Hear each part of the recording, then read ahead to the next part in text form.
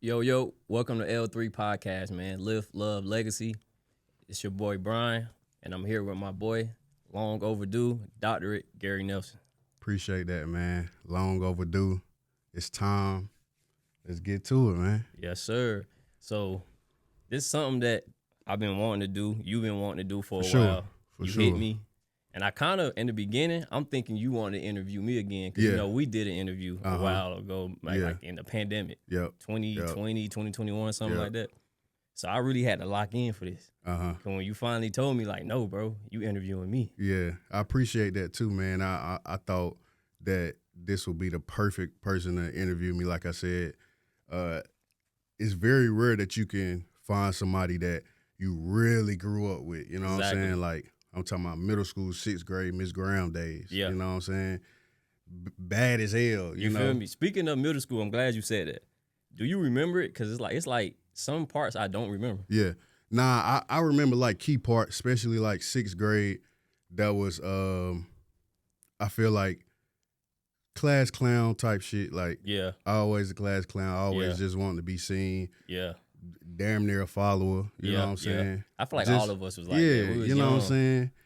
We doing Kool-Aid, Gatorade. Bro, that's you crazy know what I'm you saying? said that. I was just thinking about that today. Really, Kool-Aid versus Gatorade, really taking the little Kool-Aid packs and Gatorade like packs. A flag. Like a flag. Yeah, so it's a lot of things I remember, but I think this interview gonna kind of help bring things to the core, like where my core was, which is like those well-born days and just up until this point. So like I said, man, I appreciate your time, for real. I appreciate I've you, been seeing everything that you've been doing, so I hope everything flourished the way we want to. Yes, We're sir. just gonna get to it. Yeah, so I got some words. When I say them, I want you to think of the first thing that come to your mind. Okay. And then we'll talk about it throughout the interview. Okay.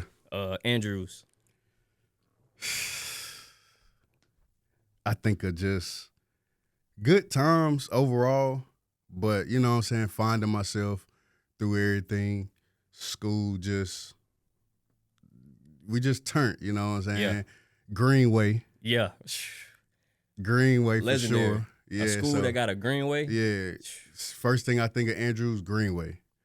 Second thing I'll probably think of like just growth, man. Just growth. That's amazing. Yeah. All right, Central. Dropout. Dropout. During that time, man, it was just like, school ain't for me. I want to see what else is out there, you know what I'm saying? So I remember even remembering the time where I'm like, yeah, this ain't for me, and then just overall dropping out. What year was this like? This was what grade you was in? 2012, so this was the end of my 11th grade year. I was right there, you know what I'm saying? But you're like, man, this ain't for me. So what made you switch? Because I don't remember you leaving Andrews to go to Central, which is crazy. What made you switch? So around that time, I'm going to be transparent as hell. And anybody that watched this interview, just know I'm just being transparent. So leaving Andrews, I think, I was bad as hell. Yeah. I was bad as hell. Fights every day. Yeah, you know what I'm saying? Fights every day. Me and Ferg fighting every day. So, and then I also got expelled from Andrews. I got expelled for fighting a guy, and it was in the summertime. Fought him, and then they said, yeah, you can't even come back. I remember Mr. Stone seeing me like, nah, you got to go. Hey, Mr. Stone was one of the ones. Yeah, he for sure. Play no game. So it was that, and then around that time, my mom was raising 4 kids, and she had a lot of pressure on her at that time, and she just like, I can't handle this no more. You got to go. So when she did that, went through a little rough patch, and then I met one of my good friends, Quan, and his mom just asked would I like to live with them. From there, I lived with them, and then that's how I transferred to Central. Wow. Yep. That's crazy, bro. Yep. Job Corps. Lifesaver. I'm glad you threw that one in there. Lifesaver, man. After dropping out of Central, me and my brother, what's crazy is me and my brother was watching the commercial, and Job Corp came on. And it was like, you know what I'm saying, you get free housing, you get 3 meals a day, you earn a trade, and you can earn your diploma. So although I dropped out of high school, I went there and got my diploma. Nah, that's dope. We in the mountains, Franklin, Tennessee. I mean, not Tennessee, North Carolina, Franklin. In the mountains. In the middle of them. The closest store was like 5 miles away. Ooh. Man, so. Had to lock in. Yeah. Second day, I'm like, I got to go. This ain't for me. But, I first thing I can say is lifesaver, man. At that moment, at 17 years old, really changed my whole trajectory in life. Amazing. Because it gave me that opportunity to go from an underdog to where I am today. Without Job Corps, I wouldn't be able to do nothing that I'm doing. So I know we'll talk about it, but I reference Job Corps so much in my book because it was one of those things that saved my life. Nah, that's dope. Yeah. Now? Yeah. We here. Everything that I worked from 17 to 31, every single thing that I went through, every single thing that I learned along the way, from college, from working, from running different businesses. Like, when I hear now, I feel like we here. Like, we finally here exactly where I saw when I was 17, 15 years ago. I saw this moment right here. Yeah. So when I hear now, I hear we here. Nah, facts. Yeah. Do you have any, like, regrets when you say that? Like, do you wake up some days and like, man, I wish I ain't do that? No. The only regret that I do have, though, is that I didn't join the military. I always say that. Why you say that? Because it's just like the benefits that come with it, it probably would have excelled me in a different way. Yeah. It would have gave me more discipline than I got now. But that's probably really my only regret. Well, no, I got two. So the first one is joining the military. The second one is if I knew I had the capabilities and I believed in myself and had the confidence enough to get a doctorate, I would have went and been a lawyer.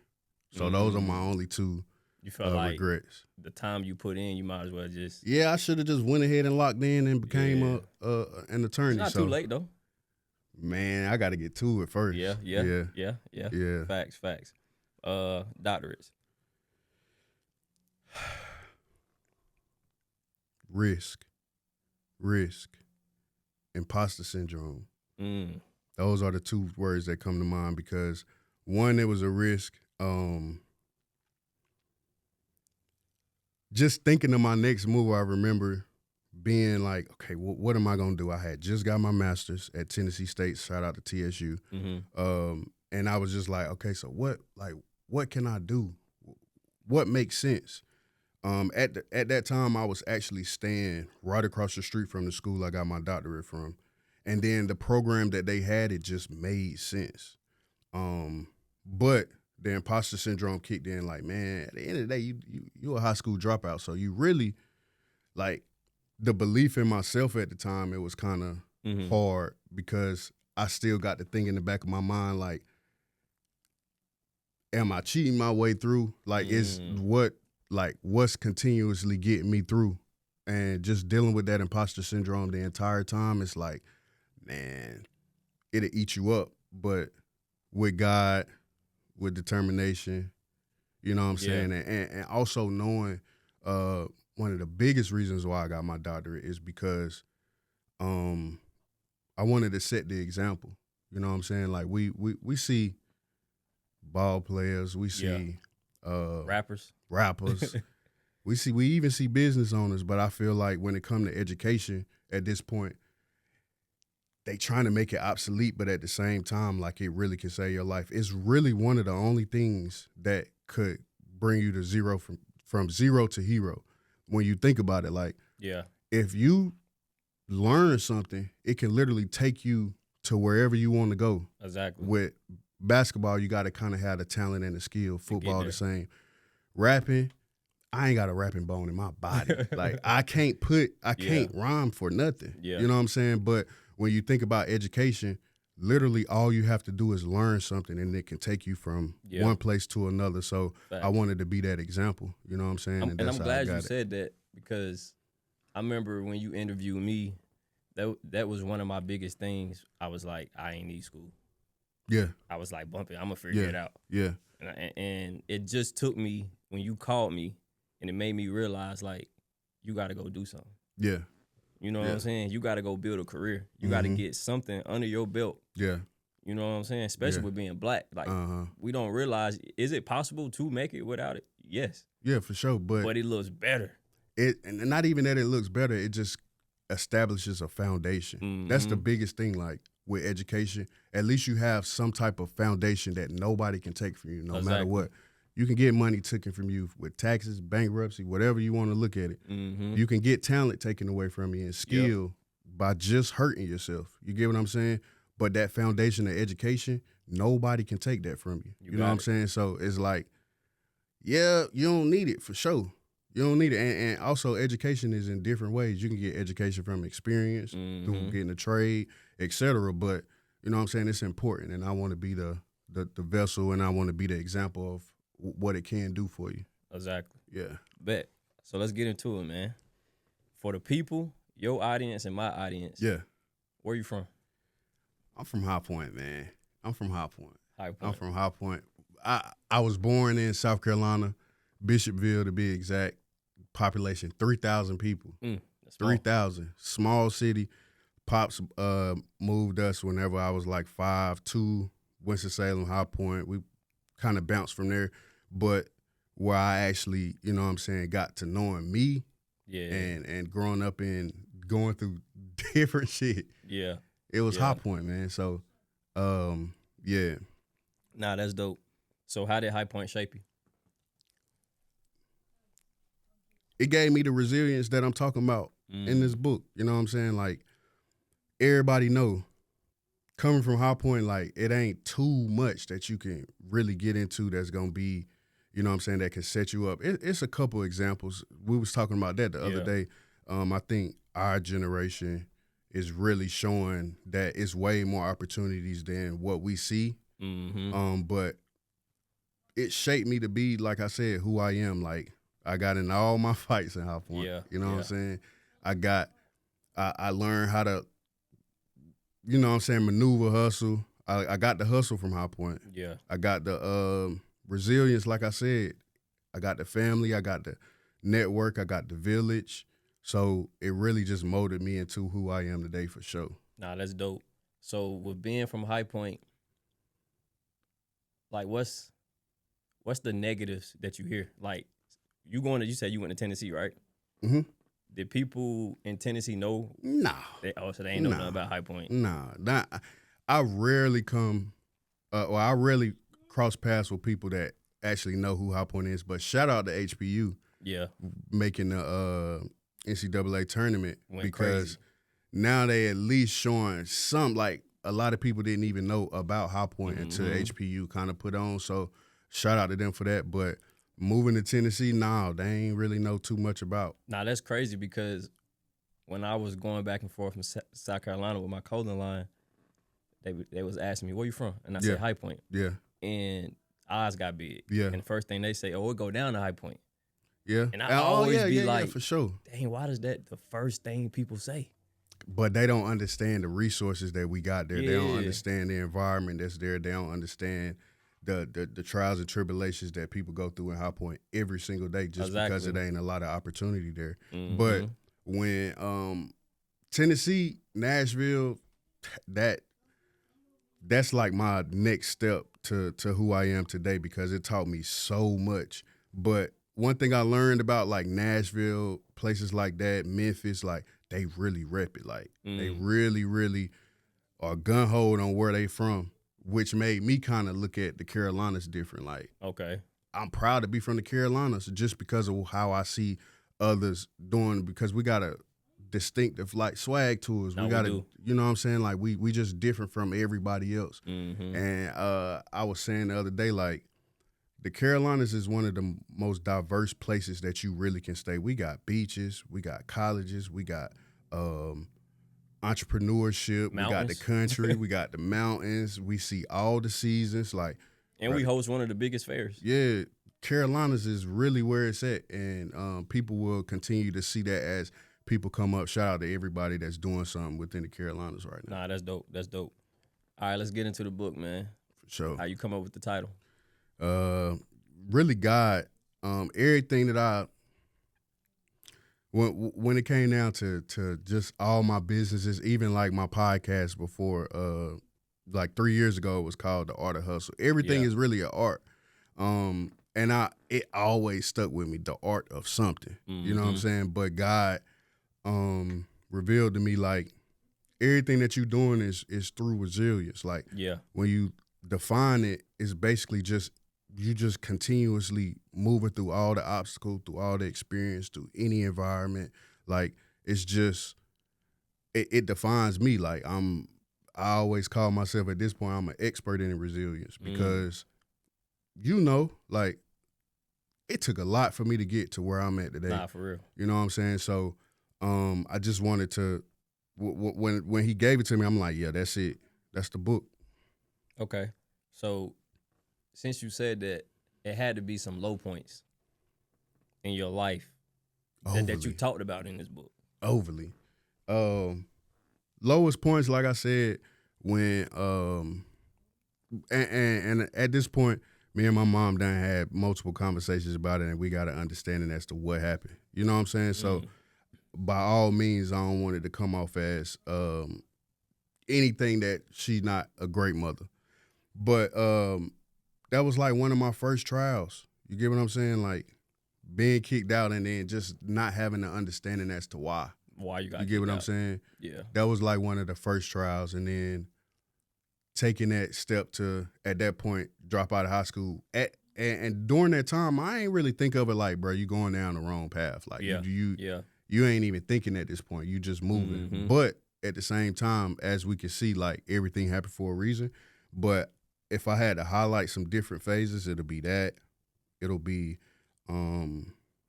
dropping out.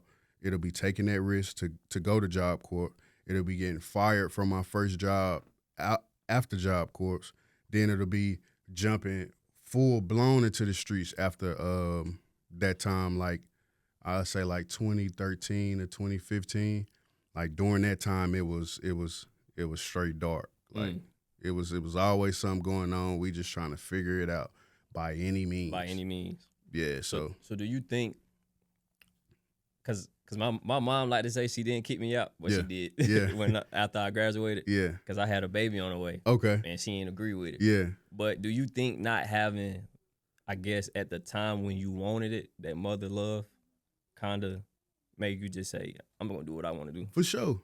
I always say, and it's sad, that kind of got me into the mindset that I am today. Like, I always say, like, man, my mama ain't even tell me what to do. So you think you finna tell me what to do? Like, that's like that used to be one of my main things that I used to say. But that stuck with me. Like, yeah, for sure. But I got to shout out my aunt. I mentioned her in the book for sure. My aunt Tucci. She taught me tough love. Like, she taught me unconditional love. She taught me that no matter what, yeah, I'm gonna get on your ass. Yeah. But after I get on your ass, I'm gonna come and cook, and we gonna really talk, and you gonna make sure that you still feel the love. But we ain't finna just not do nothing. You get what I'm saying? So everything happened for a reason. I wouldn't be who I am today. I just can't imagine having a place where no matter what, I can always go back to. That's one thing that I didn't have. Like, I can until I can go back to my aunt's house, but no matter how much I fall, I always got somewhere to go. You get what I'm saying? And with that being removed, it kind of continued to push me. No matter what, I just continue to excel. So, yeah. Nah, that's dope. So do you think with your aunt, because that's your mom's sister, right? Nah, it's this. Man, Aunt Teacher ain't know me from a can of paint. Wow. My boy Quan, Big Horn, that's what they call him in High Point, Big Horn. Yeah, I remember Big Horn. He, man, just, I don't know, I guess he just saw, like, bruh ain't got nowhere to go. I used to sleep on Quan floor, you know what I'm saying? Like, and at that point, I remember 1 week went by, 2 weeks went by. Then she's like, hold on, like, what? Yeah, bruh ain't got nowhere to go. You get what I'm saying? Like, yeah. She like, what's going on? Yeah. So then we got to the point of her asking me, like, would you like to live with us? Ever since then, we've been locked in, but that's kind of how that happened. Wow. So let's kind of get deeper into the book. If for the audience, them looking at this book, how would you summarize it? Man, so I compiled 21 different tools that helped me build the resilience that I have today. That's the, if I had to do like 2 to 3 sentences, that's what I would say.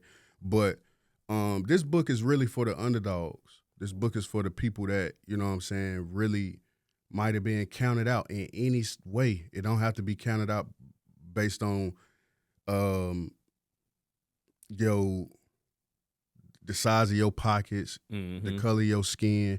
It could be counted out of you in a career where you unfamiliar, or you entering a new career and you just unfamiliar with what's going on. It could be for the grad student that's going to be the first generation college student. It could be for the person that has been, all he knows is the streets. Yeah. And he trying to make that transition to a better life. You know what I'm saying? It could be for that person. It could be for the single mother that is trying to raise a young black man, but it ain't really too much influence around it. So it's a broad audience, but if I had to kind of define that person, it'll just be the underdog. Just be the underdog. Yeah. Nah, that's major. Another question for the audience: when you gonna drop it? June 20th, man. June 20th. This is my camera right here, man. June 20th, 2 to 6 at the Harvey B. Gantt Center, Charlotte, North Carolina. We dropping the book, man. I hope to see everybody that, if I don't know you, you invited. For sure. Everybody that played a part into where I am today, that goes for mentors, that goes for my homies, that go for anybody that ever played any type of part in where I am today. Like, let's go celebrate. And also, this is not just a celebration for me. You get what I'm saying? Like, I feel like it's a celebration for the underdogs. Yeah. Like, if you been working hard at something and you finally achieved it, this for you. This for you. If you know what I'm saying, got over that storm, this for you. Like, come out and celebrate. We're going to have a good time. I'm actually getting interviewed there too, do a live Q&A, and then just celebrate, man. Yeah. Yeah. And that's major. You coming too, right? Nah, for sure. All right, bet. It's history. Yeah, for sure. I feel like everything you saying, it's like I can visualize myself like, oh, I went through that too. Mm-hmm. I went through that too. Yep. You know what I'm saying? Yep. So it's like, it's only right. And it's somebody that I went to school with. Yeah. I watched his up and downs. I watched this dude fight every day. Every single day. Every day he come to school. Yep. I'm talking about, it could be 7, 8 o'clock in the morning. Don't he ain't matter. even make it to class yet. Don't matter. Gary don't got in a fight. That's all he's hearing to walk.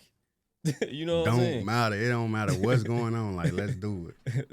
and just to see you here, Yeah. in this moment, like, it's amazing, bro. Yeah. I appreciate It's that. dope. It's good. Like I said, that's why I wanted to do this interview, because it's rare that I found somebody that actually saw me from everything. Like, even if it was from a fly on the wall from whenever I really left High Point and moved to Tennessee, or even went to college, like, you still was able to kind of see little pieces and parts of it. So it's great that it's a sense of validation too, in a sense, because you could vouch, like, every single day it was something. Every day. Every single day was something. But also, like we was talking the other day, you also saw the side of people actually saying, like, nah, G, he hot damn helped me do this, that, and the other, or he put me on to this, that. Like, so you saw many parts. So I appreciate that, bro. Now let's talk about that. So let's talk about it, because when you went, especially at Winston-Salem, your name always came up. Like, I wasn't around, but it was so many people constantly was like, oh, Gary helped me through this. Yeah. Especially once you got on your business stuff. Like, you released kind of like a blueprint when it comes to like business, didn't you? Mm-hmm. Yep. When you did that, it was so many people vouching like, oh, Gary helped me start this business. Like, speak on that. Like, so when you asked earlier, you said what was those hard times. I remember I had just finished pledging Alpha Phi Alpha. Shout out to BI. Congratulations. I had just finished pledging. We everything went well, blase. And I was at a point where I'm like, okay, now that I'm stepping into a different type of light, because before then it was like I felt like I was in a season of proving myself that I wasn't the person that I was, because I used to go to Winston and raise hell too before I even became a student.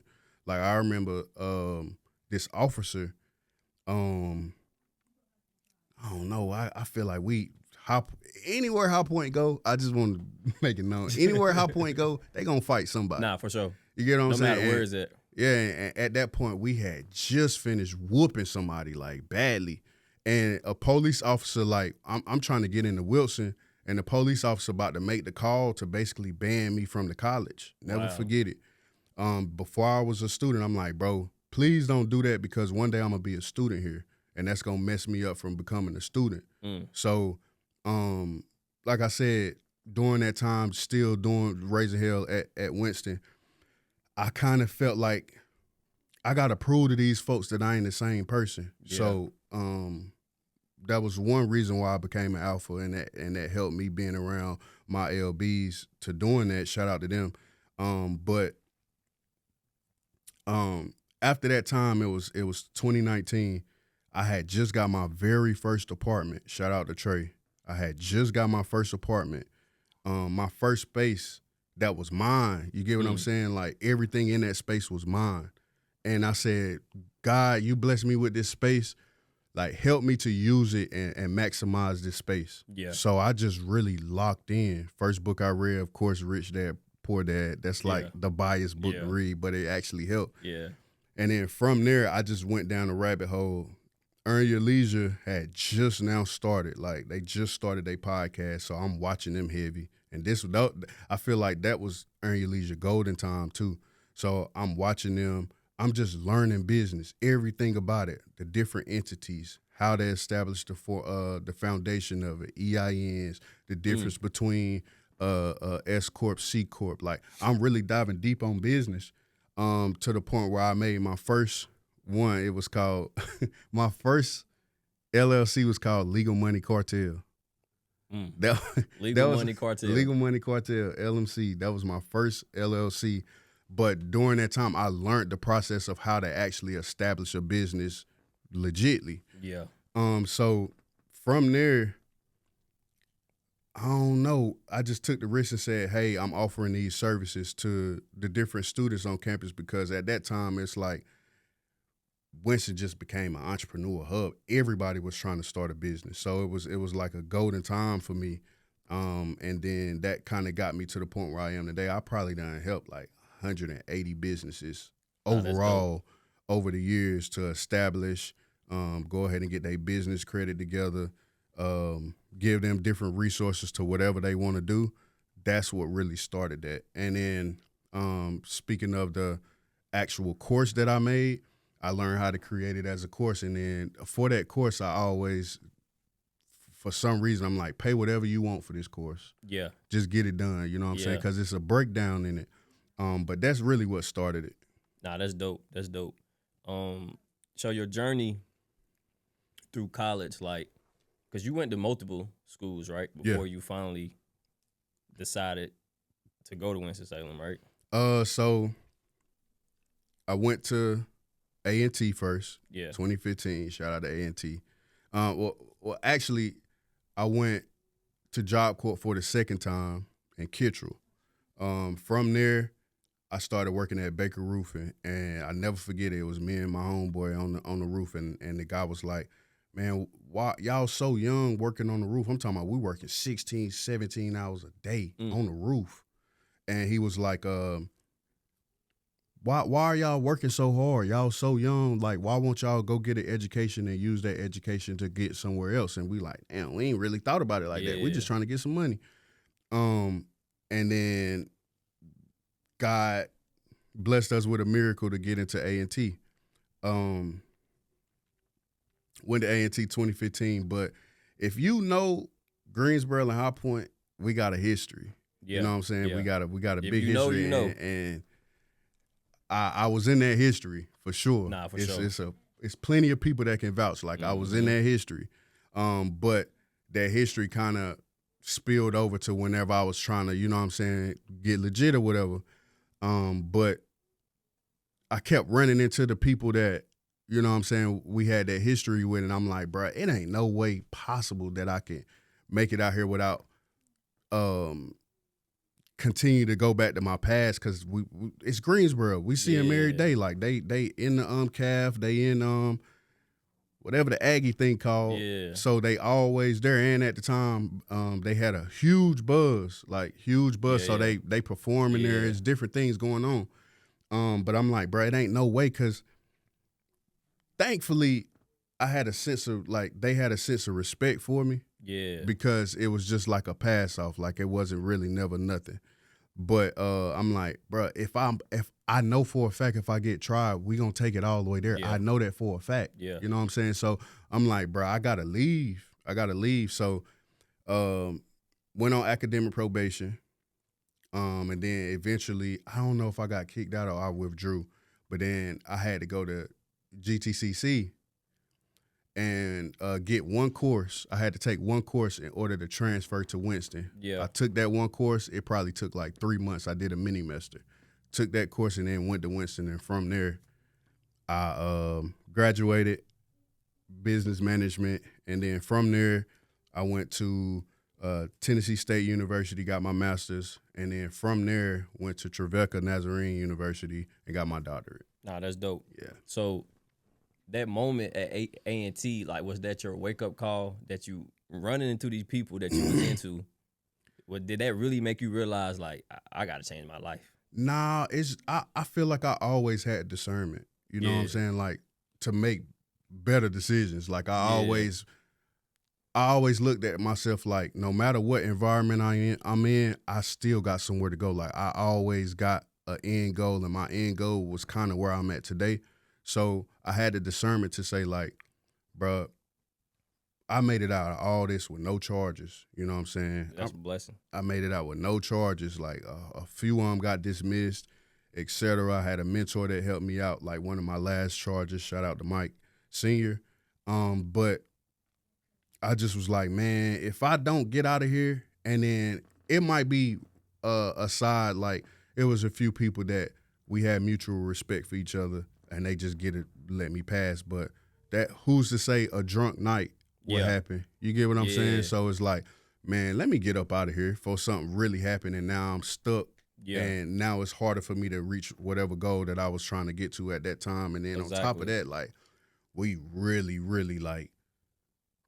figuring it out, like, money wise. Yeah. We doing whatever at that time. So it was that. And then I'm just like, man, nah, I can't keep doing this. Can't keep doing that. Yeah. So, like, the college journey, like, for people who don't go to college, like, what's that ideal like? Like, what's the whole? Because I went to GCCC, but I never made it to, like, a 4-year school on campus, live there and stuff like that. Yeah. So, like, is that, like, something you feel like everybody should experience? Nah, I ain't gonna say everybody, because certain people go there for the wrong reason. But it is a place where you could, because people say that college is a scam, and I don't know why. Yeah. They say that because college is not about the books. You get what I'm saying? It's about the network that you run into. It's about the alum that you get from going to college. And Winston, everybody know Winston has one of the best alums in the Carolinas, for sure. Like, we family oriented. So, and also, I like to kind of tip my hat off to Winston, because I wouldn't be where I am today without the people that I met there. Like, it's people that understood where I was trying to go that helped me excel. Like, I wasn't never late on homework. Like, I really became a student.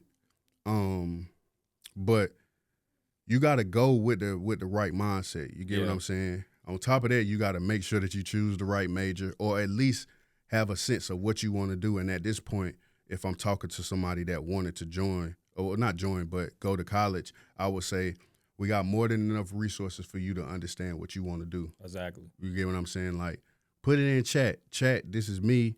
This is what I like. What major could I do if I was trying to join or go to college? Yeah. And it's going to give you everything that you need. It's more than enough scholarships. And also, it's just that network, man. That network is the biggest. Yeah. For real. And just off the strength of just going to college. Yeah. You'll be able to talk to somebody in the world. Like, I've met Winston alum in every state that I've been in, or A&T or TSU, like the alumni is strong. So overall, that networking piece is probably the biggest thing. And then once you kind of use that, now you see what you familiar with, like what you really, really want to do. And then it's something that you can learn for sure. Nah, that's dope. One of my mentors, his name's Shirai McCormick. Mm-hmm. He went to Winston-Salem, him and his wife, and graduated. Okay. I think he's a Kappa.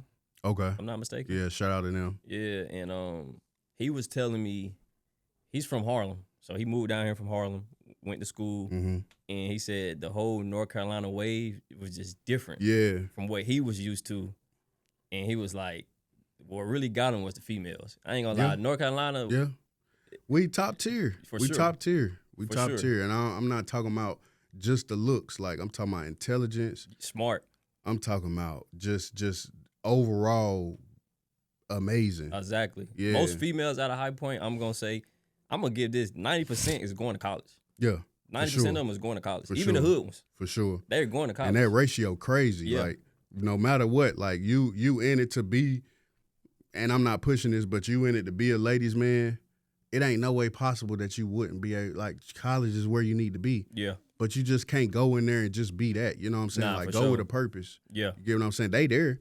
Yeah. They in your class. They in the food halls. Like, but go with a purpose. Nah, for sure. Yeah. And I was saying that to say, he told me, because you was saying that you were in a, I don't want to get it wrong. Your line you in? Oh.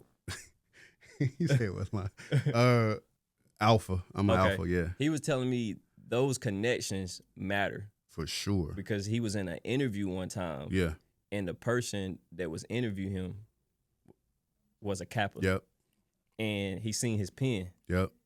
And he said, do you know such and such? Yep. And he wanted to lie because he at this moment he didn't know how much respect that got him, how much connections that got him.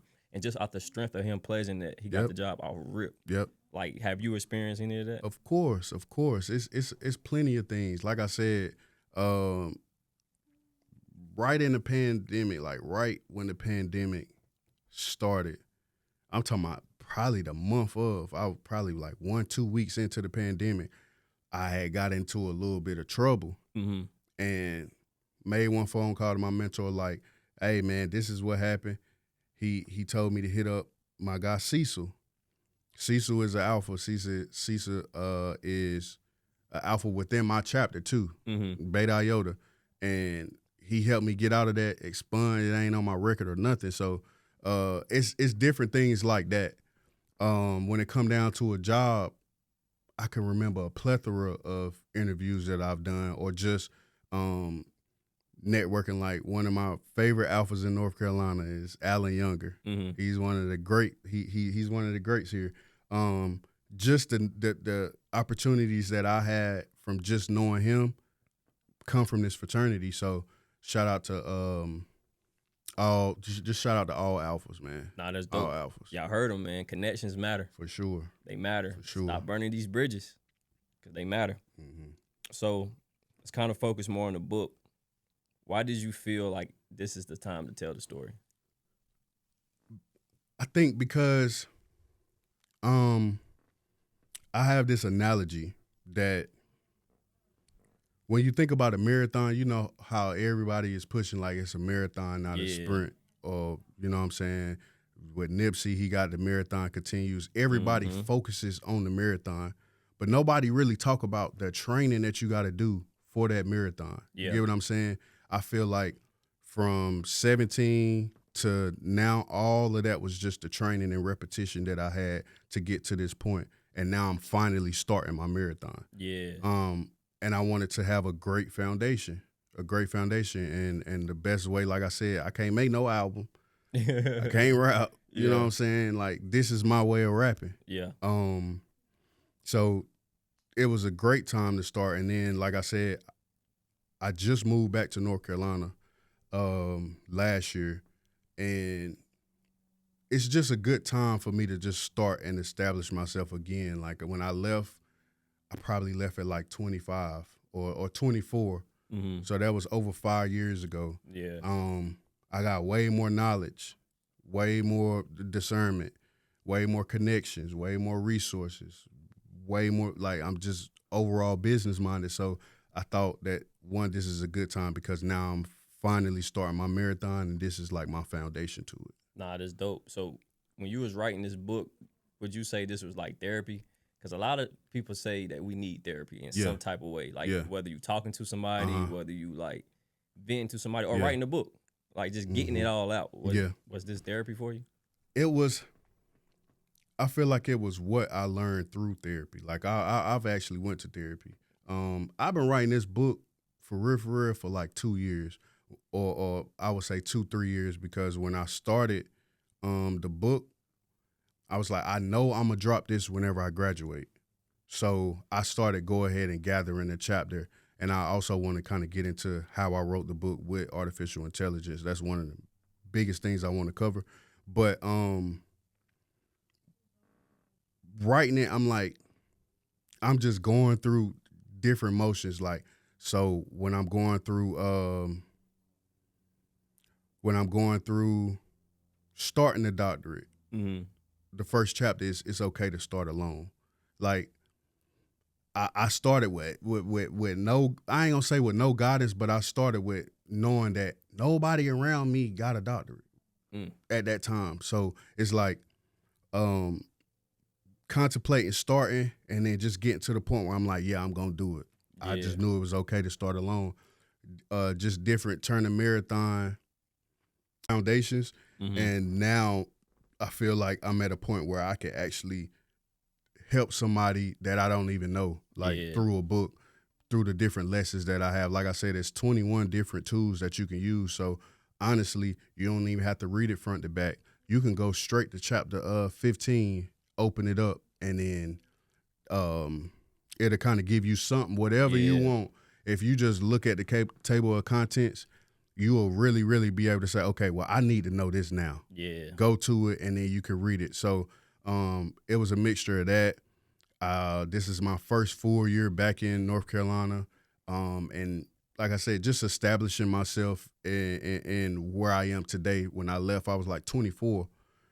Still, you know what I'm saying, figuring it out. But now that I got it figured out, and now that everything it's been a great year. It's just a great time to drop it. Nah, that's dope. So, like, what chapter was the hardest for you to write?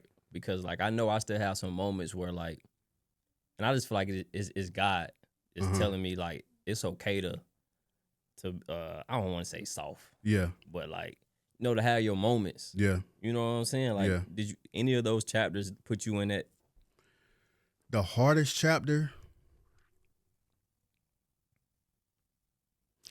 I don't think it was just a hard chapter to write, honestly. Because like I said, like, I paced myself to write it. I wrote it. I've been writing this for 2 years. Yeah. Just continuously, like, if I go through something, and it sparks up something that can be a chapter, I kind of try to write it right then and there, or at least get the foundational context around what that chapter will be. That's kind of how I wrote all chapters. So it wasn't really hard up until I'm looking like I know I want to get 21. So 21 is my line number. Yeah. And I'm like, I know for a fact I want 21 chapters. Yeah. But now I'm at like 18, you know what I'm saying? And now I'm like, damn, what's going to be the last 3? So that probably was the most difficult thing, is like pushing those last 3 out. Yeah. But other than that, it was smooth writing. Nah, that's lit. That's lit. I know we kind of talked about it, but who did you write this book for? Like I said, really the underdog, man. Like, the person that's at a point in their life where maybe they need some change, or maybe they need a little bit more discipline, or they enter in a different industry, they just moved to a different city. Mm-hmm. The street guy or the person that just got out of prison, that just they know they got it in them, but it's like, through those hard times, like, what can I do through these hard times? You could pick up this book and you could turn to something, and you'll be able to reflect and be able to use it. So I got some chapters that stuck out to me. Okay. And my favorite part. Without you explaining, because they got to read it now. Yeah, for Y'all sure. got to read it now, so we ain't gonna give too much game. But chapter 2, identify your traits, good and bad. When I was writing that, it's like everybody got both good and bad. Nah, for sure. And that's why at the end I emphasized that I want you to identify both, because both can either be used against you or they could be used as your advantage. If it's a bad one, you'll be able to figure out a way to work through it. If it's good, you'll kind of know where to place yourself in different situations. Like if one of your good traits or one of the good things about you is like you organize, you'll be able to place yourself into places where that needs organization. You get what I'm saying? If it's a bad trait, like you don't know how to take authority well. You're not gonna go be no police officer. Exactly. You feel what I'm saying? You're not gonna go to the military. Just don't even place yourself in those type of situations where the bad trait is gonna come out until you get over that trait. You get what I'm saying? So it's just different things like that. That's for that chapter. That stuck out to me because that's something I work on every day. What's one of your good and bad traits? My good, I'm headstrong. Okay. So like, if I know I want to do something, I'm gonna do it. But my bad trait is I'm a Capricorn, so I feel like part of my language. But once you fuck me over, I just be on some like not get back time. But sometimes I just be too focused on trying to prove a point, and it's like you can't do that. But also I'm glad that you brought up that bad trait. With that bad trait, it kind of gave you a different sense of awareness for whatever you do moving forward. You get what I'm saying? So it ain't really too bad. It's just it gave you a different perspective. Nah, fact. That's how I look at it. Yeah. I think one of my good traits is if I want to learn it, I'm gonna learn it. I'm gonna put my head down and I'm gonna learn it. I'm very, very resourceful when it comes down to learning anything. One of my bad ones is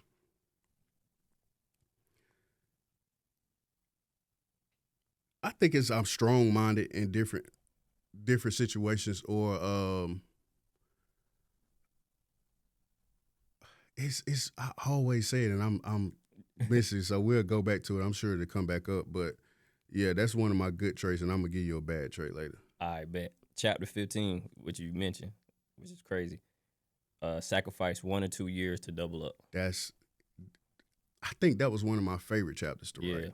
Because it defines me. Like how I got to this point, I had to sit down for 2 years, 2.5, 3 years for real. But when you chasing something, you do need that sense and time of isolation for you to double up. Like I said, doubling up for me at that time was, man, I worked my ass off. You hear me? Like I really, really worked my ass off to just put myself in a different situation. During that time, like I figured out a way to double my salary.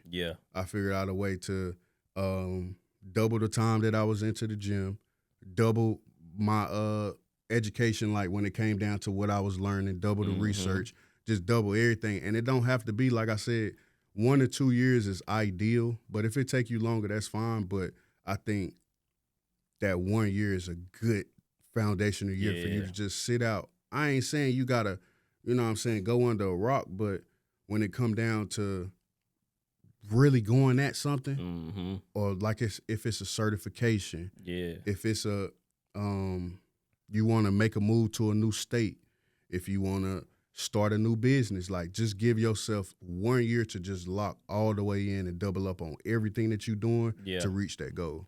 Nah, for sure. It stuck out to me because I went through that too. Like with the colon line, I went on a crazy run. And then God just set me down. 2 years. And it's like, he set me down so bad, it's like, I didn't want to drop. It's not that I couldn't. It was just like, I don't know. He was like, I'm going to remove you from this right now. Because it's like, I always knew I wanted to be a family man. But once I got like that, I don't know, like, I guess you could say ego. Once I took off, it's like my ego. You know what I'm saying? And God was showing me, like, it's cool to have that ego, but you forgetting about your family. Like, you forgetting about they matter too. You know what I'm saying? You forgetting about, you got to still make time at the time she wasn't my wife, but my girlfriend and your kids. You know what I'm saying? I'm just hitting the road. And you was beating it at that time. I was beating it. I'm talking about it's times. Sure. I'm up late night, 12, 1 o'clock in the morning, getting 2 hours of sleep. I'm up at 3. I'm in Atlanta. I'm in South Carolina. Yeah. And it's like God allowed me to see that, but then He also was like, nah, you doing it wrong. But also in that time of like that isolation doubling up, like what are some things that you learned to get you to this point, and now we on different type of time when it comes to the clothing line? Friendships. Okay. Friendships, the people I was around. Not saying that they bad people. Yeah. It's just I had to realize everybody ain't got the same vision as me. Mm-hmm. You know what I'm saying? And they not meant to see my vision, because that's what God gave me. So I was trying to, in my journey of the clothing line, I'm trying to boss everybody else around me. Mm-hmm. I'm telling them, you don't got to do what I do, but figure something out. Yeah. You know what I'm saying? Mm-hmm. And when people who not in your lane, who doesn't see business or just entrepreneurship, you can't force them. Yeah. Because they mindset is not there. Yeah. You know what I'm saying? Yeah. So y'all fighting against each other. So it's like they don't care what they do when they're around you. Yeah. They don't care about the moves and the mistakes they make when they're around you, because they don't realize how it may affect me. Yeah. So that was my biggest thing. Like, certain people ain't meant to be in certain rooms with you. For sure. And I was trying to bring the streets in the rooms that I was in, and it's like, you can't do that. Yep. And that kind of go to a point in chapter 1 that it's okay to start alone. It's okay to go in that room by yourself. Nah, for sure. It's okay for you to be the only business-minded person around you, to be able to isolate and actually get where you going. Like, it's okay. For sure. It's okay. I think that's one thing that I wanted to emphasize in that chapter, so I'm glad you brought that up. Yeah. That stuck out to me. Chapter 20, faith, one of my favorites. Yeah. Faith without work is dead. Yeah. So with that chapter, and throughout the book, honestly, I wanted to make sure that people know that I couldn't have made it here without God. Facts. Point blank, period. I'm talking about all the trials, all the charges, all the fights, all the shootouts, all the scamming, everything for me to make it out without a blemish was through God. Yeah. But also, although, it was through God, and I had to have faith in Him to get me where I wanted to go. Exactly. I ain't sit on my ass doing it either. Like, facts. I made sure that as a man, I always look at it as like, God is God, so I don't even gotta meet Him halfway. You get what I'm saying? He gonna do whatever he do regardless. But as a man, I'm gonna meet you halfway, because I never ask for nothing that I ain't willing to work for it. So it's like, we see a lot of people that believe in God, whole lot. But you sitting there asking God, Lord, please, you know what I'm saying, help me get out this situation, but you putting yourself deeper into the situation without doing nothing to even meet Him halfway. Yeah. You get what I'm saying? So that was important for me to highlight, and especially it being chapter 20, which is kind of sort of the last chapter, because 21 is rinse and repeat. Yeah. But faith without works is dead. That's one of the most powerful things that you could stand on. Like, you make that one of your principles. You make that one of your lifelong lessons in life. Like, do not go through this world thinking that the only thing that you need is faith. And God is so big that is possible. It is. You get what I'm saying? He has made different things happen that you couldn't even fathom. Yeah. But at the same time, like, you got to understand that it ain't no way possible for you not to work for it. Period. Facts. So I wanted to highlight that in that chapter. Yeah. And that's major, because I feel like God grow with us as well. Because, like, the Bible, it's a blueprint, but it's old, right? Yeah. So a lot of people, I feel like they get trapped into what they reading and not understanding, like, we evolved for a reason. Yeah. So you don't think God already knowing that we're going to keep going and be better and think about stuff different? Yeah. I feel like He already know, like, okay, He want this, but also I got to make them realize you got to work too.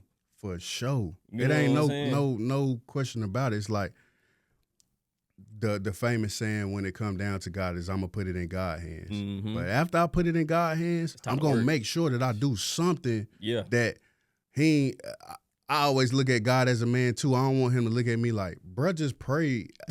I got 7 billion people to worry about in the world, and everybody praying. You get what I'm saying? So it's like, I want to make sure that God know Himself, like, and He know, because it's already written. But I want to make sure that I, as a man, stand on what I'm praying for. Like, if I'm going to pray and put faith in it, why would I not work for it? Because that might push me closer to where it's at anyway. So, man, if you out there and you sitting here every single day, you praying, God, please do this, and you ain't putting no type of work towards what you praying for, don't you think if you put just 1% every day that things will change?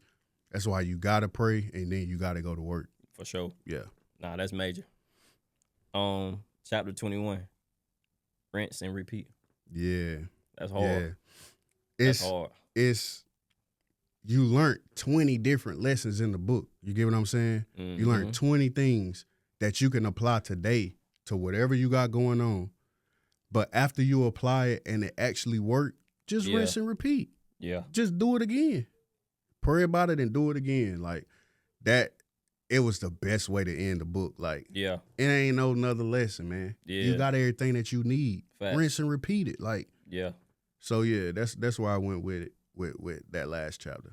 Nah, that's major. Let's talk about we kind of talked about it in the beginning, but let's talk about how important is family and friends and how to deal with them sometime from a distance to get yourself together. Because I know you probably was the one, especially when people start seeing you really making no moves, your family, they probably like, everybody start relying on you. Yeah.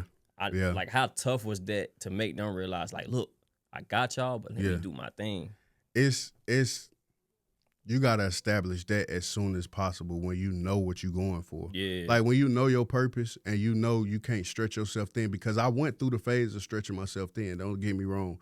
Honestly, you gotta go through that phase too, because it's like you said, and it kind of go to what was going on with like the Glorilla thing. Your family gonna feel like you owe them something. And I ain't saying that you don't. For sure. You get what I'm saying? But you got to get there first. If you know that you doing it with 100,000, you can't go buy your mama a house with 100,000. Gonna be broke. You feel what I'm saying? So, or you can't pay every single bill with just 100,000. Nope. Like, be realistic with yourself, but also set that standard for your family to know, like, this where I'm going. I ain't never forgot about you. And one thing that, man, I learned that lesson one time when I had just got my first job. And I had, like, at that point, I was 18, making great money. Yeah. And I just balled. Like, I just balled, like, till I couldn't no more. Every single weekend I'm doing something. Yeah. And then my aunt made a comment one time, and she kind of made me understand, like, you forgetting where you come from. Like, you forgetting that it was actually people that are helping you get to that point. So I'm not going to sit here and say that you don't owe your family nothing. But when we sat down and had that conversation, I always told her, and I'm still standing on this promise, like, I'm going to get you that house. Yeah. But there's certain things that I got to do to even get to that point. Exactly. But what I did was I set the standard for it. I reiterated it, and I also made reassurance, because as like she see me doing what I'm doing. You get what I'm saying? We checking in, we making sure that everybody head on straight, etc. But it's like you got to set that standard to say, hey, I ain't there yet. Yeah. For sure. You know, I got a couple dollars to help you. You get what I'm saying? Like, if it's a real need, or why I'm so big on my resources is because if I don't have the actual funds to give it to you, I got a resource that can, for sure. So it's like, I ain't got it enough to give you 100,000 a day, but I got a resource for you to at least get to the next month or the next year. And then while you doing that, I'm still working. Yeah. Nah, that's hard. And I want to point out, you pulled up niece and nephew, right? Yeah, for sure. That's major. Yeah. Pulled up niece and nephew. Yeah. So that just showed, like, that's something, like, that we can do sometime. Like, it ain't always about money. Yeah, I feel like I was in my moment when I was making so much money at one time. I felt like, I had to just buy people stuff, gifts. It ain't always that. And you'll create a monster, because as soon as you say no, then that's when the problems come. He think he's better than me. For sure, you gonna hear it. Yeah, you gonna hear it. You gonna hear it. So I had to realize, like, nah, that ain't what family about. Yeah. Sometimes it's about, hey, can you come get your niece and nephew? Yep. My mom calling me, I need you to go run this errand for me. Just being available for them, that's the most important part. And that's the biggest reason why I moved back too. Like I said, I was gone in Nashville for 6 years, and I missed a whole lot. And I ain't saying in the sense of like, I missed the birthdays or I missed the, you know what I'm saying, the main stuff is I missed the times to give them a break for them to do whatever they need to do to chase their goal. You get what I'm saying?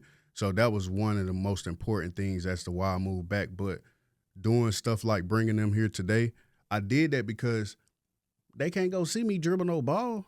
Yeah. You know what I'm saying? I ain't going to catch no football. Like, you're not going to see that. But I want you to see somebody working towards something that's a doctor. Like, you got to see this too. Yeah. Because as we know, you kind of can trace back what your core memory is about somebody. You get what I'm saying? When you was 5 years old, I remember when I was 5 years old and I got off the bus and ran to my pops and told my pops I bust my lip on a table or something. I still remember that to this day. But it's those different core memories. This is going to be a core memory to them whenever they see, oh, Unc got XYZ, but you also saw Unc go in there and do that podcast too. You get what I'm saying? So it's different things like that, and we setting a different standard. You get what I'm saying? Hard. Like, we setting a standard for them to be able to know, like, you seen the hard work, no question. This is how you do it, and that's for anything that you do, even if you want to do it in sports or you want to do it with a mic. But it's different avenues that you can take to get wherever you want. You get what I'm saying? So I think that's very important. I'm glad you said that. Like, this is something I battle with too. I always felt like I had my rapper face. I wanted to be a rapper. Yeah. I had even when I was in school, I thought I was gonna go running and be running the Olympics. Yeah. You know what I'm saying? I think for Black people, we gotta understand it's okay to do something different. Yeah. Do something totally different or something that makes you uncomfortable. Yeah. You know what I'm saying? Yeah, to the point where it's like, people gonna say what they say. Yeah. Whether you're a rapper, basketball player, for sure, no matter what you do, or a CEO, people gonna talk about you. For sure. You know what I'm saying? Yeah. And that's my thing. Like, me doing this right here is major because it's like, I gotta show the world, like, this is me. That's what I was about to say. One of the biggest things is, like, we only set that type of standard in our communities because that's all they saw. That's all we saw, yeah. You gotta see it. Like, we gotta continue to expose our communities, our city, our village to more. If they don't know that it's more there, how are we even gonna give them the opportunities to say, hey, you can go be X? And like, well, how you gonna say that I could be X and you ain't, you know what I'm saying, you ain't even X? Yeah. Or you ain't showing me nothing else. All I'm seeing, the only thing that I see every single day, and they gonna put it in your face, when you turn the TV on, you're gonna see something about sports. Yep. When you turn the radio on, you're gonna hear something about a rapper. Yep. Period. So we gotta do our part and our due diligence as a community to make sure that the kids see that too. One of my biggest things, and another reason why I'm going on this run, because I genuinely feel like we forgot about the kids. We did. Like, we forgot that they still gotta grow up and see it. Like, we just so focused on flexing on each other or making sure that the next person that's your age know that you got it. And now that's all they seeing is you flexing on the next man and whatever that energy brings. But they ain't seeing how they can, you know what I'm saying, we ain't pouring into them at all. At all. You get what I'm saying? So they lost. Why you think we got YNs? Yeah, you get what I'm saying? Lost. Why do you think we got that? Because that's all they see. Yeah. Why do you think we got little girls doing, being fast or whatever? Like, because that's what they exposed to. We gotta do our responsibility and we gotta make sure that we setting the standard. I'm going to continue to say standard. The standard and the example, we gotta be that. We can't just up and forget about them because we caught up in what the economy is. Yeah, the shit bad, shit greasy right now. Yeah. But we can't just forget about them because of what we going through in life. We got to always, you know what I'm saying, continue to pour into them, even if it's just like you said, bringing them here. This is pouring into them in some type of way. For sure. You get what I'm saying? Yeah. Or however you can do it in your community, you can do it. It ain't just got to be about what the next man got. Like, everybody having, if you really think about it, in their own way. Everybody having in their own lane. Yeah. But that ain't the point. The point is to make sure that whoever coming after whoever coming after us can have too. Yep. If you draining what you have right now, how the hell we gonna pass it? Yep. So don't ever forget about the kids. That's one of my chapters in there is pay your legacy first. And that's one way to pay your legacy is to make sure that they seeing what they need to see in order to build. The way that I pay my legacy is through life insurance. I pay my legacy through life insurance because I know no matter what I do in this world, whenever I leave this earth, they still got something. You get what I'm saying? Yeah. So, and that's one of the first things that come out when it come down to like that first of the month. The first thing that come out is that life insurance. Yeah. Because I got to pay them first. Like they don't got to go through none of the hardship that I went through because I'm making sure that I take care of them first. Facts. And we got to do that not just in monetary, but just through the things that we do on a daily basis. Nah, that's hard. All right. Define success and what's next, man? Defining success is this. This is success in what I prayed for 2-3 years ago. This is the success of that. The next success is, you know what I'm saying, one of my biggest things, because right now I got 2, not including the book, but I have 2 companies that I'm going all in on. One is Faith and Mobility Transportation, and then I have a business with my mom, Regina's Direct Support Staffing, where we staff CNAs and PCAs. So success for me next is to make sure that those companies excel. Yeah. And we selling them hoes. Like, they got to go. We selling them. You told me that too. You get what I'm saying? Yeah. Like, my biggest thing now is I done did the education part. You get what I'm saying? Like, I done went to the highest heights of education. I'm a doctor now. So the next thing is to showcase my business side more through events, through books, through curriculums, through the success of the different businesses that I run, through consulting. That is what success is to me. And then also, my ultimate goal myself is to make sure that I establish a family estate for, you know what I'm saying, for the people that's coming next. So that's another piece of success. And then just another part of success for me is being a vessel. Yeah. Being a vessel to my community, being a vessel to my village, and being a vessel to the people that need it, to all the underdogs. And the first part of that is this book. What's next? June 20th, I'm going to say it again. Yes, sir. 2 to 6, Harvey B. Gant Center. Make sure that y'all there. That is the start of it. You get what I'm saying? That's what's next. And then, like I said, really just focusing in on these businesses, doing more podcasts, just kind of getting more exposure to what I got going on to see if I can help somebody else. Nah, fact. What's next for you, though? Podcast, man. We got to keep going. This the first. Yeah, for sure. First. I feel I'm honored to even be the first. I feel like now we set the tone for who to come up here next. Yeah. So whoever next, y'all better come with it because this was a great interview. Got to have it all the way together. For sure. And I'm proud of you, bro. Appreciate it, bro. This is major. Like, this put the battery in my back, and I was like, I got to go do something. Yeah. Because I always tell people, they be like, I feel like the brand ain't going to pay the bills, but it ain't going to pay the bills for the rest of my life. Yeah. I need something that I can lead to my kids, and they ain't going to have to go in and redo it and figure it out. You know what I'm saying? For sure. And so what you doing is major. Yeah. You know it's always, man, think of your legacy first. Through anything that you do, through business. If you don't want to give your generation the heartache of running a business, sell it. Yeah. Or see if they want to be in the business. Not scale and sell, man. Scale and sell in anything that you do. So I'm with you. Like, I got the brand on now. Boss Collection. We can't wait to see what come out of that. Yes, sir. But, man, I appreciate you, and I want you to keep going too, bro. Nah, for sure, man. Yeah. Follow Design by Rich _ on Instagram. Where can they find you on Instagram? Building.a_legacy. That's really where everything at. And then from there, you just contact me and let me know what's needed. Nah, reach out. Like, when y'all see this interview, he give out game. For sure. You know what I'm saying? And he's about his business now, so don't play. Yeah. Don't play. Yeah, for or you're sure. going to get left behind. This is L3, Live, Love, Legacy, and we out.